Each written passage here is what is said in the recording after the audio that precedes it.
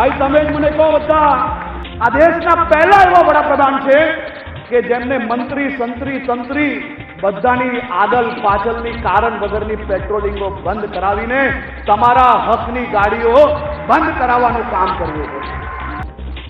આ દેશના કરોડો લોકોની આશા હવે તમારા પર છે। અમે બધા જ પેટ્રોલ ડીઝલ જે નહીં વાપરવાનું હોય નહીં વાપરીએ, પરંતુ તમારી સુરક્ષા એ અહીં બેઠેલા એક એક લોકોની માંગણી છે। ભાઈ તમે જ મને કહો, બધા આપણા મોદી સાહેબે સુરક્ષાની કવચ ઓછું કરવા લેવાય? આપણે કોની જરૂર છે દેશમાં? આપણે બધા જ લોકો પેટ્રોલ ડીઝલ બચાવશો?